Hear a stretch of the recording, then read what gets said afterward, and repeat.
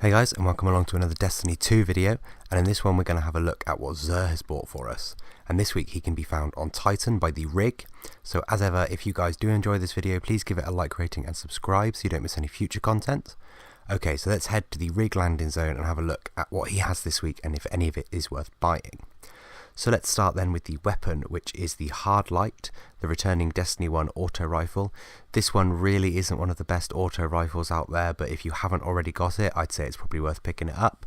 The exotic perk on this one is Volatile Light. Rounds fired from this weapon have no damage fall off, over-penetrate targets, and ricochet off hard surfaces, which I've always thought was a bit of a weird perk and not all that useful, to be honest. We also have Polygonal Rifling for that increased stability, Alloy Magazine for faster reloading when the mag is empty, and the interesting perk on this one is that you can choose which elemental damage this weapon can do by changing these core type perks.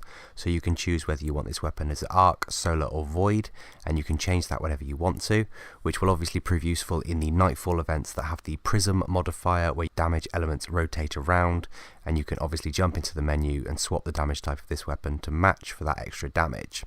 And the final perk on the Hard Light is Composite Stock, which increases your stability and handling speed. Moving on to the armor pieces then, starting with the Lucky Raspberry chest armor for the Hunters, which is of course another returning Destiny 1 exotic. The exotic perk on this one is Probability Matrix, which increases the chaining capabilities of Arc Bolt grenades and has a chance to recharge every time it deals damage.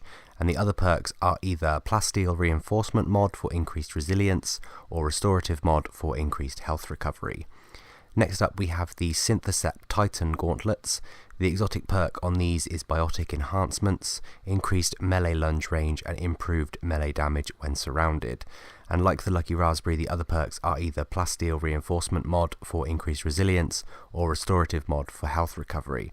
I do think these ones are a fairly decent pair of gauntlets. If you've got a melee build on your Titan, then they are definitely worth picking up.